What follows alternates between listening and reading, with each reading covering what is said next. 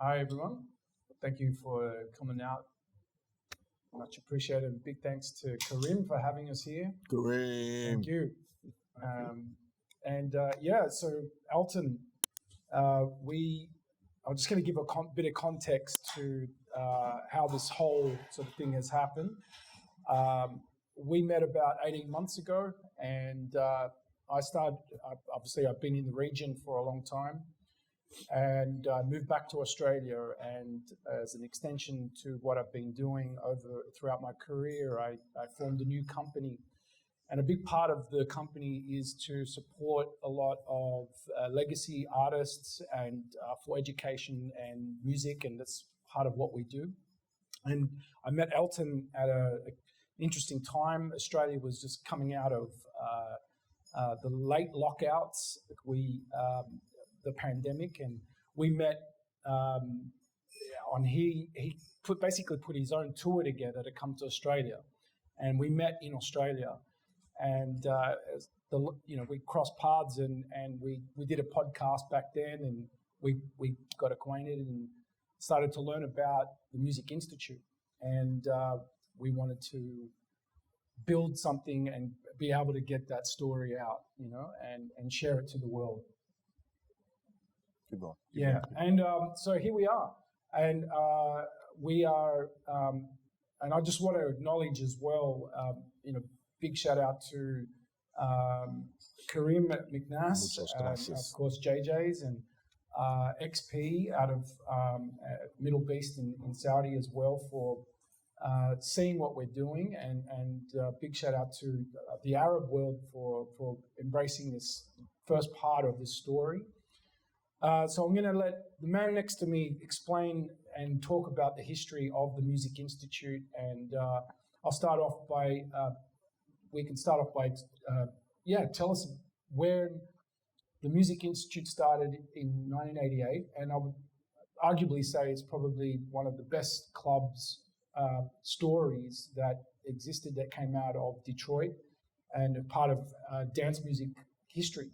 And so tell us a bit about the history and the three guys that came together in the 80s.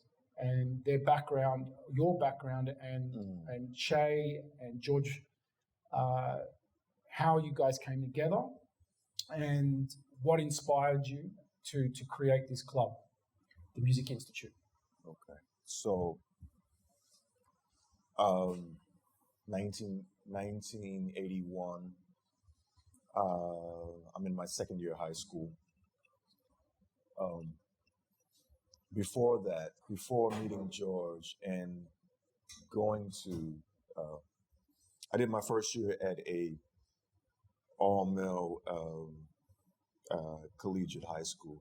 I wanted to play sports. I wanted to play football, not footy, but the brutal game. So I changed schools because I couldn't take going to an all-male school anymore. I did 1 year. That was enough. 81, I go to another high school. I meet George, we would go on to become best friends and open the club. Around the same time, I go to a club in Detroit called La Uno. This is 1981, on the northwest side of Detroit. And a guy by the name of Ken Collier is playing there. Changes my life. This is what I want to do, for the most part.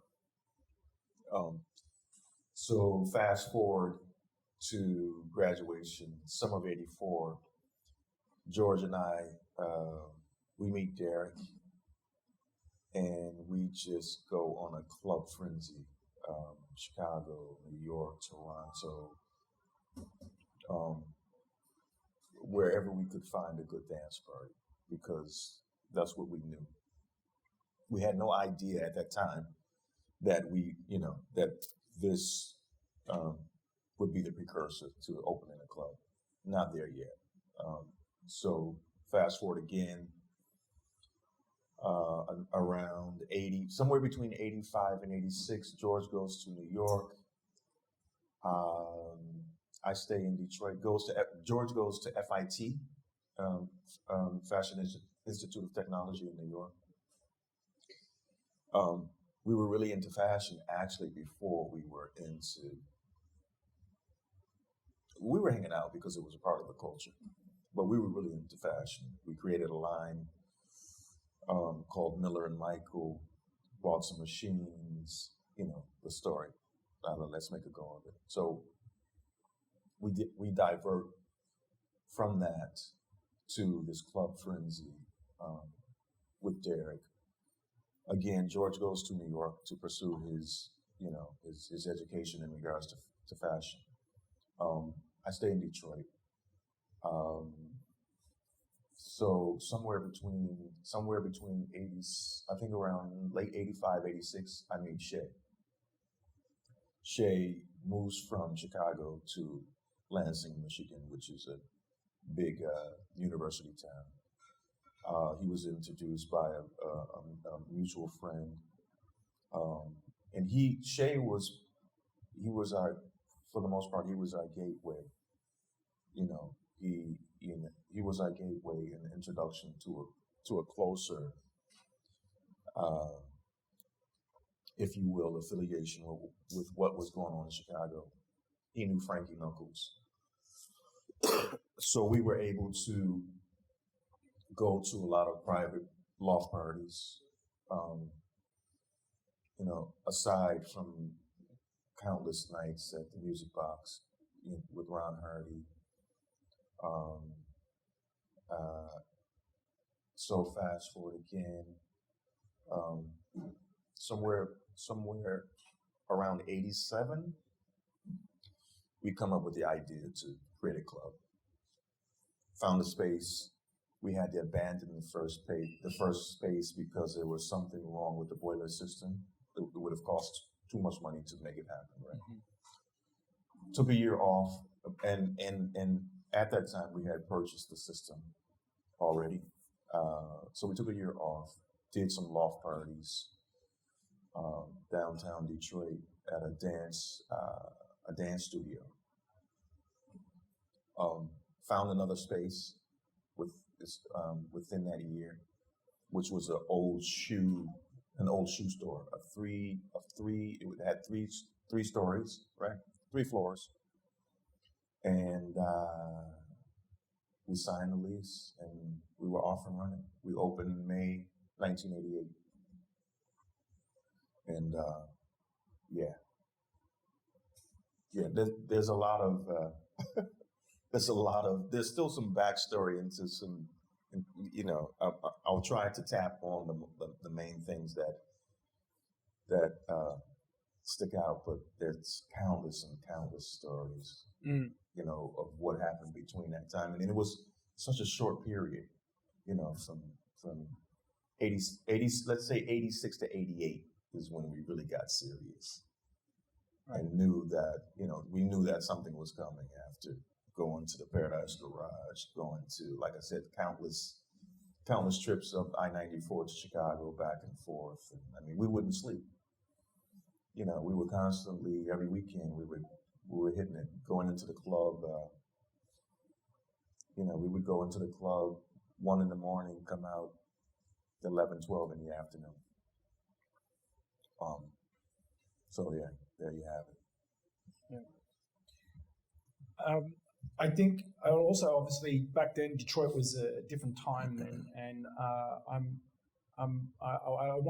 like to know about, especially for like in comparison to the challenges that exist today in starting out as a young creative, and looking at the comparisons to and the challenges of what you have today, and say what the challenges were back then.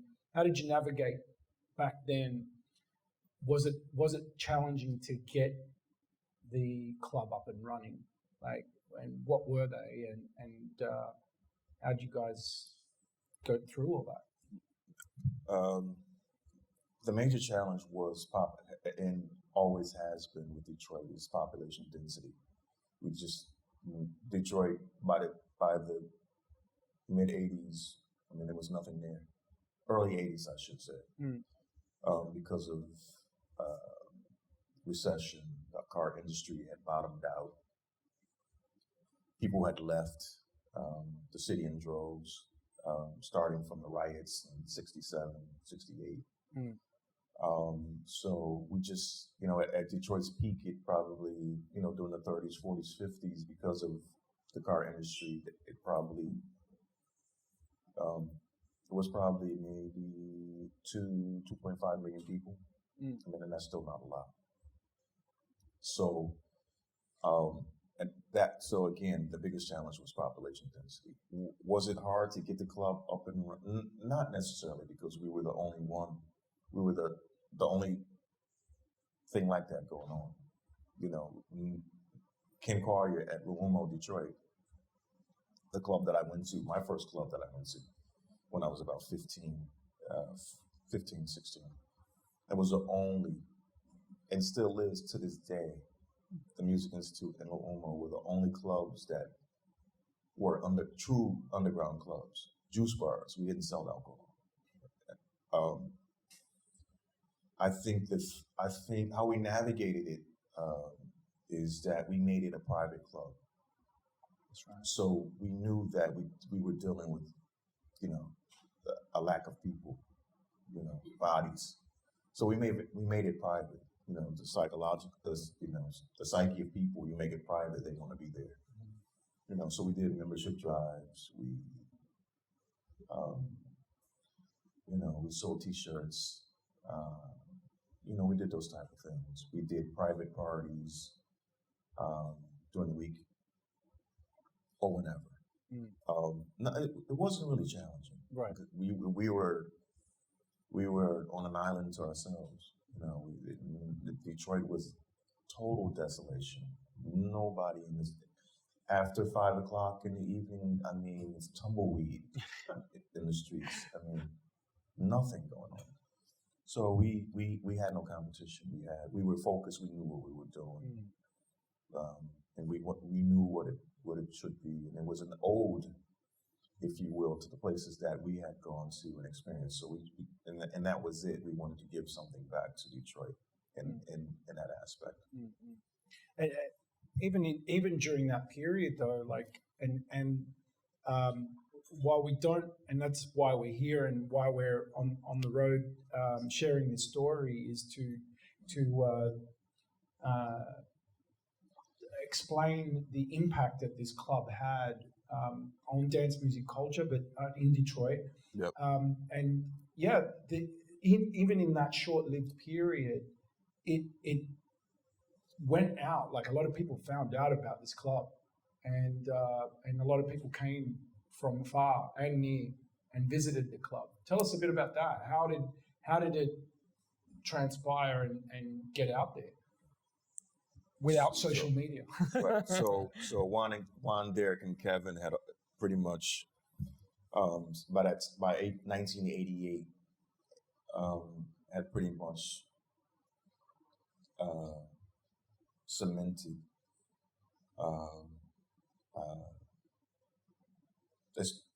they had cemented the sound. Right. Techno. That was a big integral part as to how it got out, how the word got out, because they were traveling as DJs, 87, 80, 89. So they were going to London and traveling to Europe and various places, spreading the word. Derek was a resident on Friday nights, along with a guy named Duro Wynn. Derek was making records. Kevin was making records. Juan was making records, and they were exploding. So in that, crossing the Atlantic and spreading the word, there were people who were coming to the club. We had people popping up almost every weekend. Depeche Mode came through a couple of times, actually. Kraftwerk, DJ Red Alert, Little Lewis, who being so close, Chicago being so close, he made a lot of trips. He actually played there a couple times. That was the biggest weight. That was that word got spread really quick from their travels. People knew about it. Mm. They wanted to come and see what was happening in the city of nothing. They also wanted to know what was happening with techno and things like that. Yeah. Yeah. And I'm also curious about the music that was played there. About people, I guess, were hearing some of this music for the first time, or it was a place where a lot of DJs were testing the music. Tell us a bit about that. Like, what was happening in terms of the styles of music, and how did that evolve from, say, the what was happening before, say, in New York, and what was there? You said techno on Fridays, house on Saturdays. So tell us about the sounds and the music and what was happening with the music back then. It was definitely the first to embrace. It was a culmination of everything that we had experienced. And remember, I think we spoke about this before, we only wanted to be open on Saturdays. That's we right. had a silent partner who convinced us to do Fridays. Right. If that had not happened, I don't want to say there would be no Derek May, but we definitely gave him a platform to do his thing, right, and to play his music. And Kevin and Juan were bringing tracks fresh from the studio to the club and testing it on the system. So Shay and I, we were adamant about giving back to the city, our experience, our musical experience in clubland at the time. So, we would spend the week doing edits, a lot of edits, buying music, making sure that the system was right, testing things, and it was like I said, it was the first. That nothing had happened in Detroit like that before, and even to this day after. Fast forward, 30 years? Now we're talking 30 years, maybe 30, 35 years. Nothing.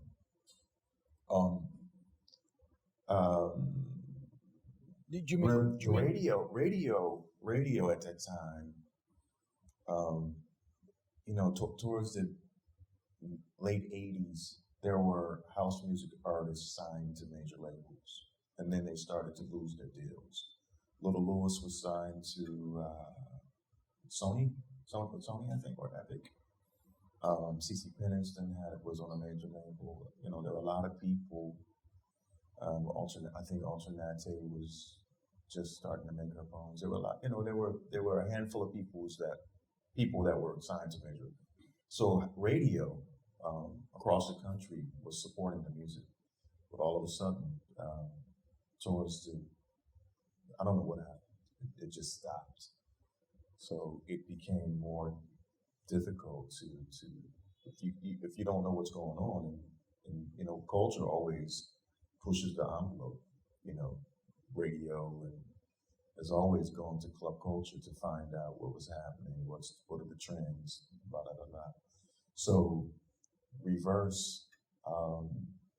Again, we were on an island unto ourselves. As far as there was just R&B radio. Nighttime programming was slow jams and baby making music. There were a few, mixed shows, maybe one or two on one of the major stations in Detroit at the time. Jeff Mills had a radio show. He was using the moniker The Wizard. I think Derek had a show, and these shows, but they would only last maybe 20, 30 minutes. You know, um, it helped, but it wasn't enough. It was never enough. We were always fighting an uphill battle when it came to, you know, being able to champion the music and get it to the masses. You know, so that was very challenging. So you had to, if you wanted to hear this music, you had to come to the club.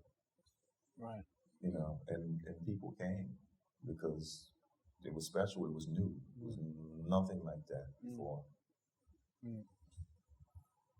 Yeah, it blows my mind just to think that these sort of things back then were fundamental, you know, to this huge industry that exists now. You know, it had a footprint, you know. Yeah. And I'm the house music, the term house, right? Like, were you guys calling it house music on Saturday nights? No. We called it dance music. Right. Yeah, because we played everything. Right. There was house existed. I mean, house really kind of blew up around 85, 86. We weren't calling it house. That's for sure. Because Saturday nights was just that. It was a culmination of everything danceable and soulful within context. We covered the gamut, anything from Fela to, you know, Harold Melvin and the Blue Notes to Guy called Jerome, you know, Tom Tom Club, Clash, right, everything.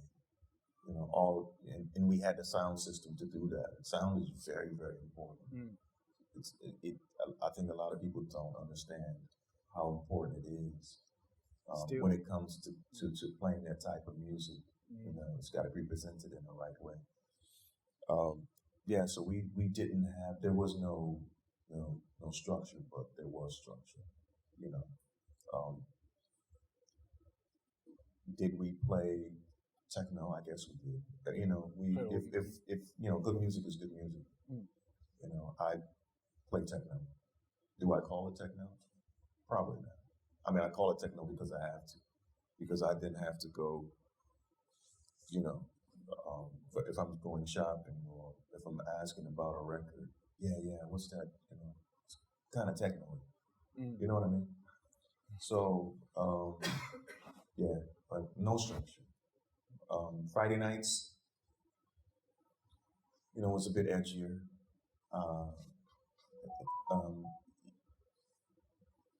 And it was good.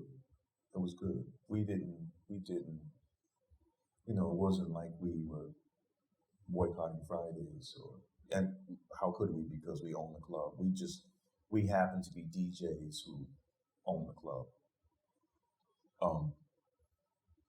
And it was very interesting, the dynamic that was created from a Friday to a Saturday. It was always interesting to see who would come. There were people who would come both nights. You know, there were people who came the first night and never missed a night. There were people who only came on Fridays and so forth, and only came on Saturdays. So, you know, it was fun and exhilarating and challenging too as well, because, you know, our Saturday nights, we had all walks of life, you know, because of the music and the presentation. You know, we played a lot of classics or disco, if you will, which we always felt was just danceable R&B. You know, before disco became disco. I mean, the sound of Philadelphia was doing disco in 73, 74 when they put a 4/4 and up. You know, they upped their tempo. You know, danceable R&B. That's all it was. You know, somebody put a name on it, and there you have it. So yeah, no structure. Put structure. Do you think also, because at that time was the recession happened, the 80s recession-ish, around mid-80s, I think. And then do you think that it was a time also for hope and that people wanted a place to dance and express themselves? And you mentioned that all different types of people would come out, and so there was this diverse audience as well. Do you think that also had attributed to the right time, of creating that space for people to come and forget about what the world was going through at that time? Yeah, I think so, because again, crack cocaine, man, just ravaged the city as it did most urban cities in the States. And Detroit, Detroit, people from Detroit are very resilient. They've been through a lot, still going through a lot. I mean, with all the resurgence that's happening in the city right now, there's still a lot of stuff to be done. So 88, anywhere from 88 to 89, as far as the timing, we didn't know. We didn't know what we were doing. We just did it. We found a space, we curated the system, and that was it. We gave people a place to commune and, experience sound and music and,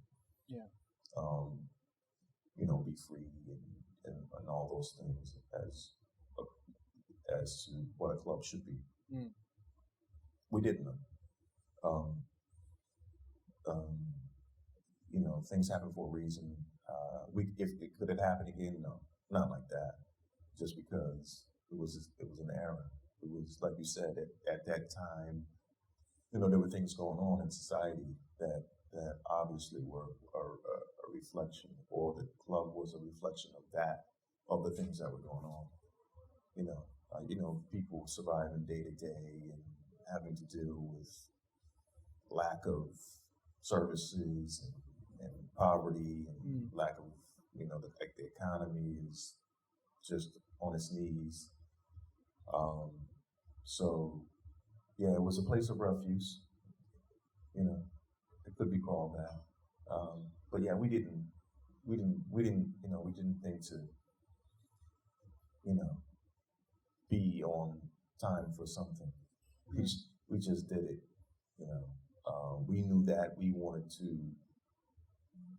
have a space that was the ultimate experience. In regards to DJing and culture, if you will. And during the week, Tuesdays and Thursdays, I think it was, we used to hold a traditional West African dance class, and a lot of the percussionists would not show. So the guy who sold us the system, who curated the system for us, used to sell keyboards to Stevie Wonder. He was a good friend with Stevie Wonder. And he would come by the club and bring drum machines.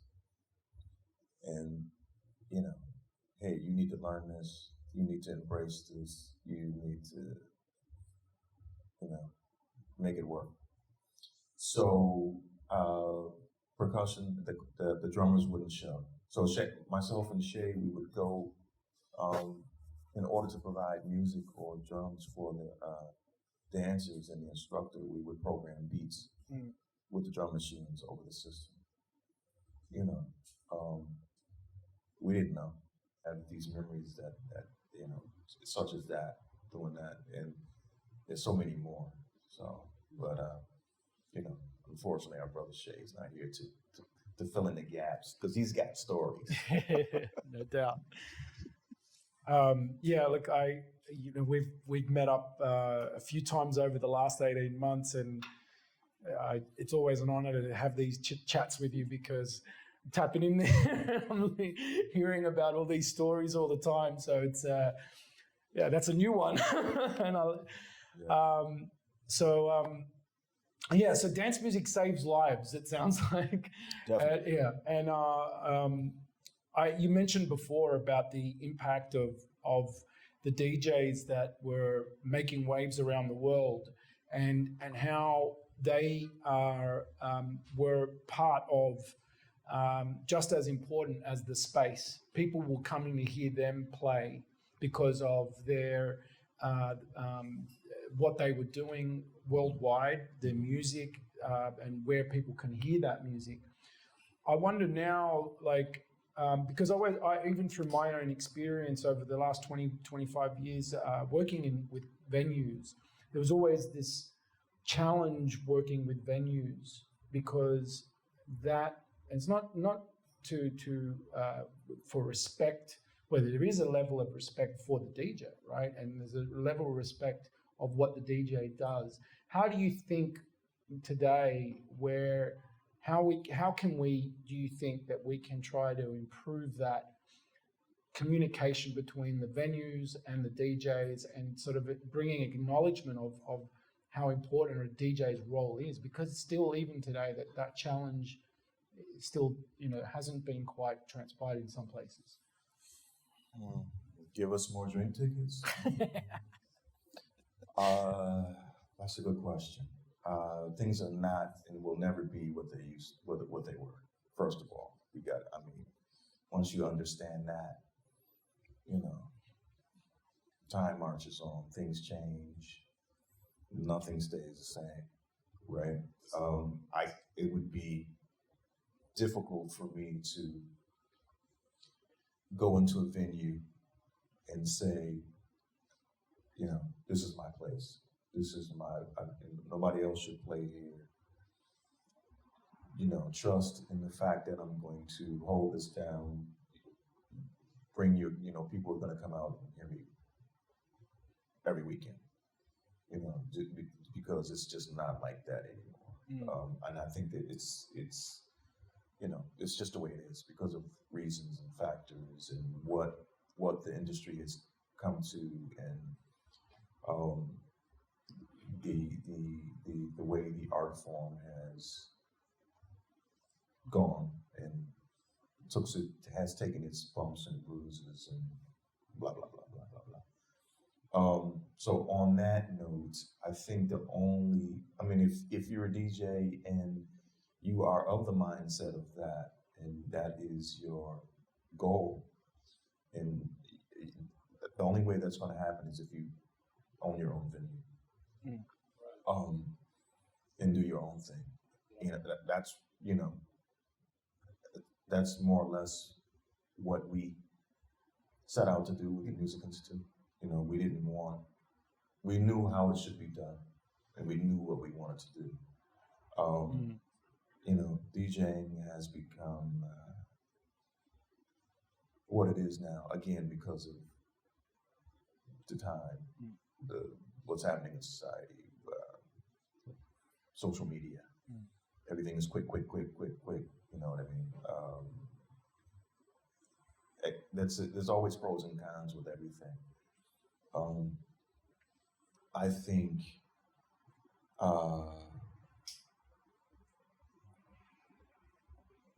think that venue owners and the relationships that they do have with their DJs can be, it can be better. And one thing too, if you are creating a relationship, hopefully you're gonna create a relationship with somebody who understands who you are and what you're trying to do. Who's going to give you the ultimate support, who's going to say, yeah, okay, I like that. I love the music. That's where it should start. If they don't like the music, it's just going to be a fight. You're going to be fighting uphill all the time.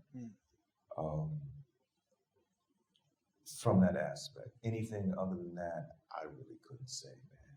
It's just, you find your tribe. You get in where you fit in, and you try to make the best of it. But there's a lot of moving parts to that, and that's just not that's not an easy question, or that's not an easy question to target. You know what I mean? My experience, and I'm just speaking from my experience.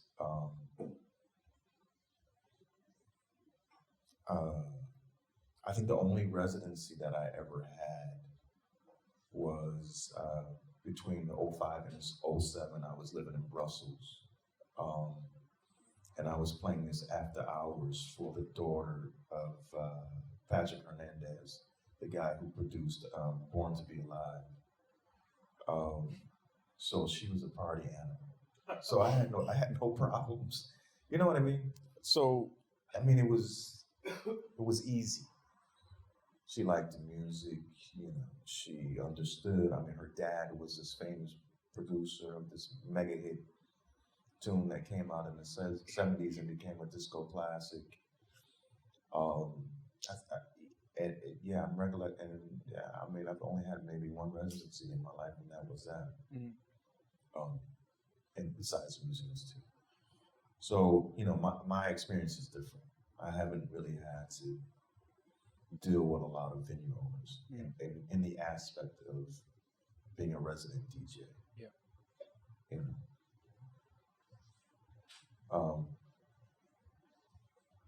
Know the business. Do your homework. Yeah. To protect yourself. Can call your own Lumo. So he had the keys. He also owned Heaven, which was the second club that he was towards it. I guess in the '90s up until the time that he passed. That's how I see it. Mm-hmm. So with a club sound, creating your own space, what would be some advice that you would give to new producers today, new creatives and DJs to get their music out, to create their own thing? What would be, that's the blueprint. Like, tell us a bit about how can you describe some things that would be good advice to new kids today that are wanting to get their music out there and do their thing? I think it's a lot easier now. That's for sure, because of social media and the different platforms, Bandcamp, boutique labels. It's so easy. I mean, we were doing records and only records, and we had a pressing plant right up to Archer Records. Pressed all that stuff from Underground Resistance to KMS to Transman to everything. It pressed everybody's records. It was probably the same for Chicago as far as distribution. So it's just vinyl records. So in the turnaround time, for you produce a record, you go into production. Maybe it's turnaround time back in those days, maybe a couple of weeks to a month. So now it's you gotta wait almost 3, 4, 5 months to get your record back. Mm-hmm. So vinyl has become this kind of it's a delicacy, if you will. It's a niche. If you're doing it, you might not make a lot of money, depending. Yeah. The digital domain. I mean, it's so easy right now to put out a record. I would say make sure that your promo campaign and your social media skills are, 150%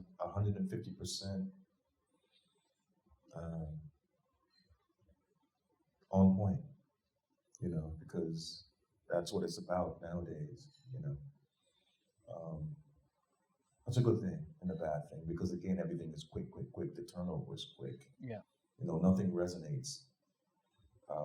People are forced to stay relevant. You have to put out a song every 2 weeks. Mm. You know what I mean? Which is difficult. I mean, I don't create like that. It took me 5 years to make my last album. So, I mean, those are the. I mean, know the business. Do your research. If you can, have a good lawyer on your team, because things are happening so quick and so fast, and you have to be careful about what you sign and what you do, and because you'll find yourself locked in situations where you're trying to get your music back or get it taken down from various streaming platforms, and it's just wow. It's just incredibly difficult. So know the business. Do as much research as you can. Again, have a good lawyer on your team, and have a good marketing promo person or team, or do it yourself if you've mastered the algorithms of social media. Thanks. Well, Music Institute, I guess this is a big part of it, and it's I guess the evolution of sharing the story, but also sharing knowledge and wisdom about music business, particularly with dance and electronic. We know what we're doing, what we've set out to do with this project. Why don't you tell the listeners and viewers of what we have installed, coming up with the Music Institute? So, Kareem, thank you, man. Kareem has been highly, highly integral in making this happen, and so this is the first. This is the first of many things like this in regards to the Music Institute. Many talks, many DJ appearances in various clubs around in the world, I should say. So we've set out to tell that story. We think it's important. There's a lot of history. We always, as people, we tend to reach back and find out how things came about, and especially when things are going crazy, we need to reset and again reach back and tap into that space, if you will, and bring it forward and put it out into the world, the best way we know how. We think it's important. Shay and I think it's important. Again, we didn't know what we were doing. We just knew that, we wanted to play good music on a good system. Yeah. Detroit and Chicago has, for the most part, always had a relationship musically. Ever since the great migration of Black people coming from the South to the North to work. So we are riding on those people who did it before us. We didn't reinvent the wheel. Places like the Loft and the Paradise Garage and the Music Box and all those places in Philly and DC, even the smaller places that you never hear about, but fill in the gaps and have become a part of that legacy. So we never thought about it like that at that time. So we respect that we respect what they gave us and what we saw and what we learned, and we just think it's important that we tell that story. Because things are moving fast, faster. Yeah. So yeah, that's it. Yeah. Well, thank you. I think that's a page to take from anyone that is involved in dance music today, is to understand what you're actually doing, and the purpose and what you're actually, the service that you're creating for people, and the impact that it has on people's lives. It's not just about hedonism. It's an expression, and it's music, it's love, it's joy, it's sharing. It's a beautiful thing. Thank you. It's an honor to be working with you for this period, and looking forward to what we've got installed with you and Shay. Kareem, thank you once again, and thank you for having us here today at JJ's, everyone. Yeah, I think that's it. That's it.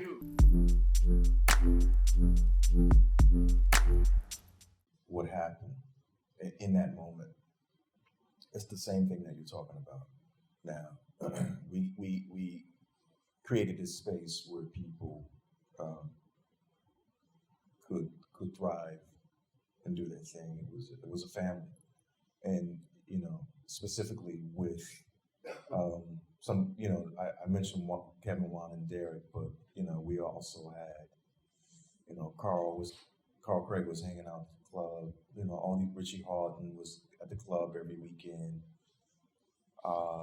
It is that, and I'm hoping that version 2.0 will do the exact same thing. We know that people will gravitate because people want to know the history and they want to know the story. And yes, that is definitely the intent. We do it, and it should happen naturally. Give people what they want, they'll come. I would love to see that. I think it needs to happen. Somebody listened to me. Somebody took me aside and said, "Hey, consider this, do this. Love what you do. Keep doing, keep striving, keep pushing." The encouragement, just to be able to sit with someone that you admire or you consider, someone you want to emulate, or because we emulate as artists and DJs, we emulate somebody. We didn't reinvent the wheel. So yeah, version 2.0 is that. Yeah, it is we're reaching back, sort of passing the baton, but,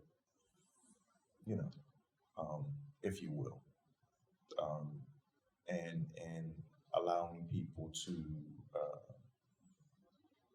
to know and to learn and to experience at the same time, the best way we can. So yeah, let's see, James, what the future brings. Absolutely.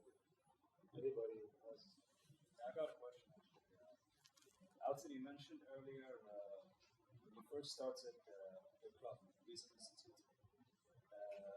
Detroit was going through recession, and there wasn't a lot of people in Detroit. How did you manage to get people interested and come to your club during that time?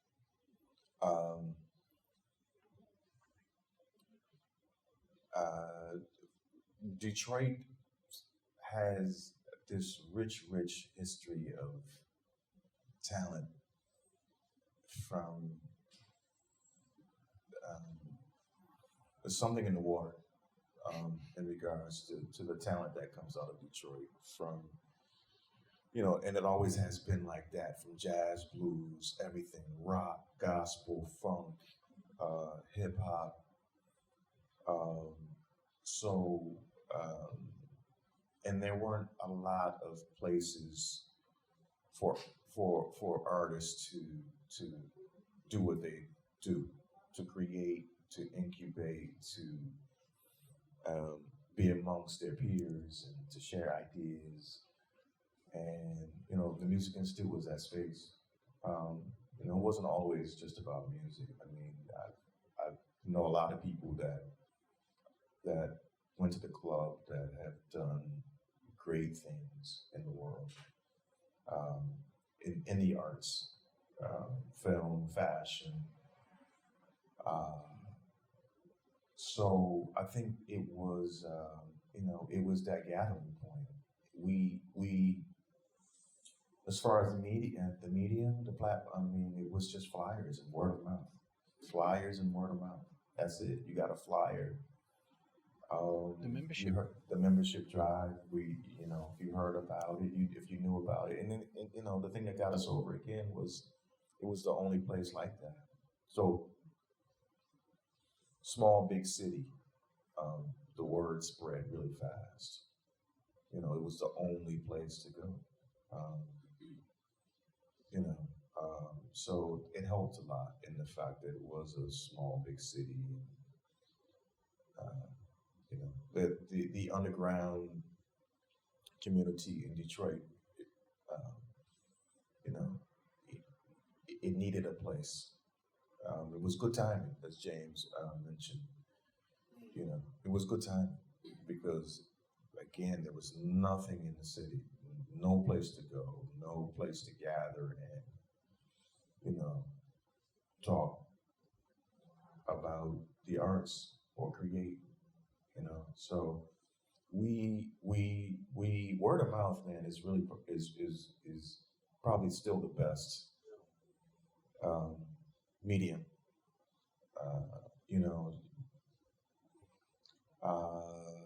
With anything, you go to a beautiful restaurant, your experience is great, the food is great. People are going to find out, and most times it's word of mouth. I think I might be wrong, but word of mouth was the way. That's how we did it. There was nothing else. No cell phones. No computers. Am I right? No Instagram. No Instagram. No. Yeah, they were. So, yeah, you drove by the club on a typical Friday and Saturday night, and you saw the lineup. You saw the line going around the block, and that was word of mouth. You know what I mean? So, and again, we had a lot of people in there that just came by curiosity. We tried really hard to keep it a family, doing a private membership, because we knew that we would have to deal with another side, another element of the city, because crack cocaine was heavy still. So we tried. Word of mouth it was word of mouth for sure, and flyers. But nobody ever reads a flyer. It's yeah. But and the sound system. People talked about the sound system. It was the only place in the city that had a sound system. We tri-amped the system, so which was, it was the thing to do back then. I'm sure there are different ways to, but so there were amps for the bottoms, amps for the mids, amps for the highs, and then we had tweeter pack arrays on the trussels. So Detroit had never seen anything like that. So we were able to manipulate this, to really do things with the sound. So that was a big thing, in fact, the sound system, because that's all it was just a box. It had 3 floors. The main floor was, the first floor was the main floor of the club. We had a juice bar in the back. The DJ booth was elevated, which I didn't like. I still don't like to be away from crowds. But, so the sound system was did all the promo for us, So yeah. Just to follow up, so was it like an organic growth that happened with the music studio, you have to engineer it to a certain extent to get people like more into it. You push for anything, especially during like the initial phases. Opening the club. As far as people coming to the club, Yeah. no, not really. No, we didn't. It just once the word got out, it took the first night we got shut down because I remember the first night we got shut down. Massive turnout. We got shut down because there was something going. The fire marshal came, and there was something going on with coding. And I was playing. I think I can even remember what I was playing. I remember what I was playing, but I was playing "The Beat Goes On" by Ripple. The lights came on. Somebody ran up to the DJ booth, shut it, turn it off. The cops are here. So we got it sorted. We were able to open the following weekend, and actually it took a dive. Actually, it took us some. It's funny how that happened. It took. I want, if I remember correctly. It took maybe about a month where it really caught fire.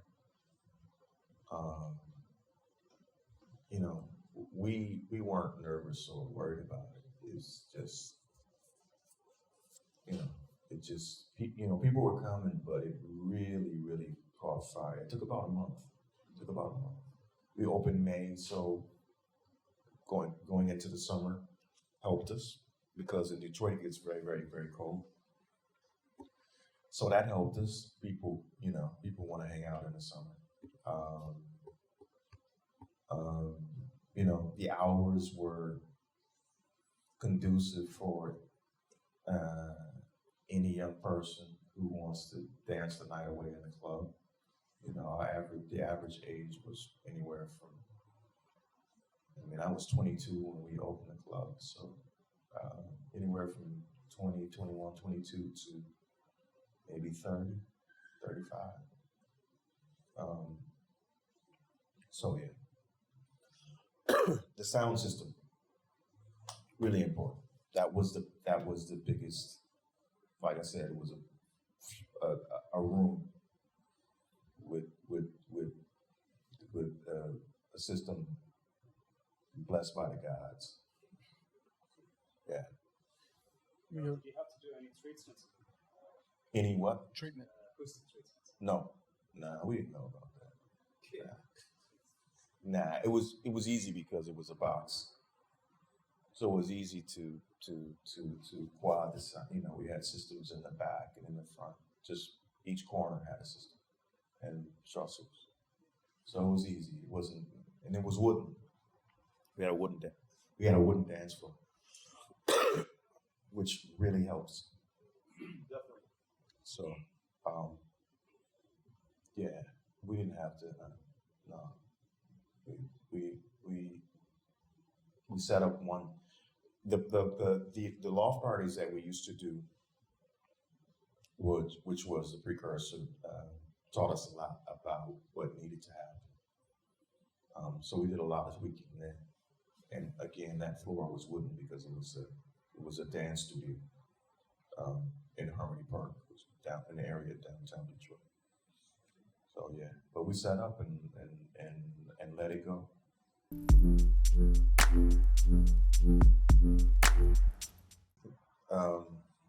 Jeff had a show on the radio as the Wizard, and they're doing a lunchtime mix on a station that nothing, absolutely no support. No support from the radio. Maybe something on DET, WDET, which was college radio. But nothing. No print, no newspapers, no smaller newspapers, none of that. None of that. Which made it special, If you knew about it, you knew about it. You know, Here so you have Radio Bahrain here. You can tell them, hey, put some decent music on. right. There are different formats of radio. What we have with Radio Bahrain, it's hyper commercial. Yeah. So you've heard it. They concentrate on. I mean, the slogan is "We play the hits." They concentrate on the big hits, the most mainstream of the mainstream, high rotation, a limited focus on these records, and that's the way we maintain the audience. Our audience is driven by the need to get involved in competitions and promotional activity. It's mothers driving people home from school. It's their kids. It's people on the way to work in the morning. And there's a big separation. But there's a big nighttime, like people are it's chilly. Okay, so let me get onto that. Sorry. We have a show. We have a dance show now. We have a dance show now. But if you listen to it, it's the more commercial end of club culture. It's the bangers. It's the well-known, very poppy tunes. Right. So there's a huge disconnect now between modern radio programming and the dance music scene and the rock music scene and any local music scene and any creative nexus. So Scott, just on the case of radio, not to be badgering about Radio Bahrain, but I know that Aramco has slots where they're playing like proper underground dance music, and I'm not talking about the crossover stuff. I'm talking about DJ sets and also tracks. Yeah. They also have a rock show, and they also have this kind of like easy listening, chilled out, the love-making, child-making show. But what he's saying is there any opportunity to have a slot where someone like Yusuf or Rashid or Spaceboy could have, let's say, an hour where they bring the tracks that they've purchased recently, they're playing them and they're talking about them and saying, I really like this producer because this is the reason. And I hope that you're listening out there, and I'm Rashid, and I'm from Bahrain, and I'm homegrown, and I really like this producer, and I'm playing this song for you because of the following reasons. It doesn't have to be a DJ set. It could be quasi-educational. Yeah. With a, No, I get that. and it doesn't have to be every day of the week. It's just the slow introduction. So going back to all of what we're talking about, there is a record label that started in 1999 in the UK, in London, called Defected. Yes. Defected was at the time more of a, pushing more the palatable. I don't want to say that house isn't palatable in any of its broad, encompassing sides, but Defected was pushing a more vocal, soulful angle to dance music. Today, Defected is probably the biggest independent dance music label on the planet. And the originator of the label sold it 2 years ago, almost 2 years ago now, to his business partner. But it proved that you could still have commercial success and still have somehow this kind of between the underground and the commercial side credibility. Because Simon was always releasing great music. Some of it crossed over, some of it didn't. Simon Dunmore, yeah. And I just believe that the music that we love and that we play and that we are buying so much of it and we're investing so much into the culture has an opportunity to go into a larger context, a larger audience, if you may. Not just to Aldana Theater with 10,000 people for 50 cents, but to be able to fill a 150 capacity venue regularly with local DJs, local artists, international artists that come to support us in what we are doing here. And we've been in the same kind of loop since I started in 1999 as well, which is when I started. And we haven't had a break. You need to go and talk to Omar and to our program manager, because I think you're making an eloquent case. Yeah. It's interesting that you're having the same conversation 20 years down the line. But it's not just here. Like it happens worldwide, man. Like radio is more of. I mean, so 20 years ago, I would listen to radio. I don't know, John Peel in the UK, or all these club DJs that even BBC Radio 1 would have on, and it was more eclectic then than it is now. yeah. It's brutal now. The whole radio thing, especially, we've seen a huge wave of online stations over the last 5-10 years that have that are created their own communities, their own networks, and they're huge. And I think the power of radio is super important and more relevant today than ever. I think that's the answer for Bahrain. I think like it should have its own radio station that could be an online radio station. There's definitely maybe a gap here for that. We're gonna definitely be discussing it. Yeah, it's a great idea. It's a great idea, and not just for dance music, but arts and culture that doesn't get the light and the shine that it needs here in the city.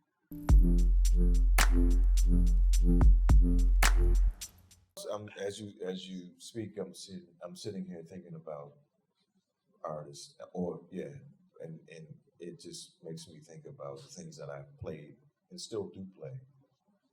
You know, I can't. What would I say in a collaboration? What would come out of that? It's already been done. You know what I mean? I can't. You know. Right. That's my first thought. I understand. I'm not saying it's not. It's impossible, but I get what you're saying. You know, it's like for example, if I wanted to do something with the Clash, they've done it. What can I do? I guess it's like your creative process where it's just been something that you haven't really forced. Yeah, in a sense. Yeah, to a certain extent. Yeah. You know, I think about,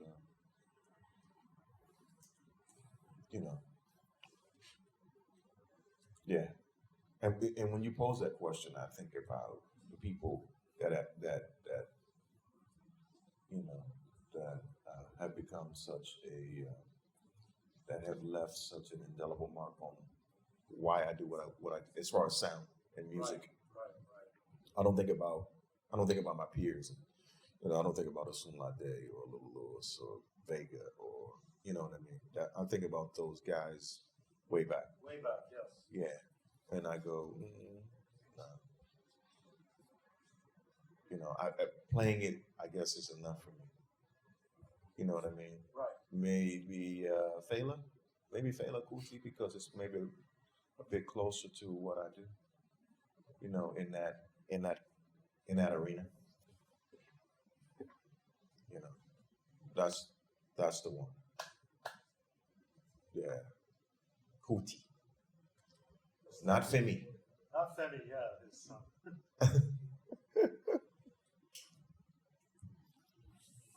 Yeah. Well, I have a question. That sort of this collaboration thing is interesting because I think musicians are instinctively open to one another. Mm-hmm. And they will work together, and they won't think, "Oh, this is strange." Right. But I think for the outsiders, for the people, for the audience, a clash of markets or a clash of genres or a meeting of different brands might be interesting. Is there someone that you couldn't imagine working with ever? I mean, I'd like to imagine that happening. You know? Couldn't. No, not really. I mean, I don't. You know, music is second nature to me, so I don't shun anything. In fact, you know, there's something in all forms of music. I don't shun anything. So that would be my answer. I can't think of anybody that you know that I would. I can't imagine. I can't think of anybody that I would not be able to see working with. You know, That's awesome. that's just that's just what music is. We don't own it.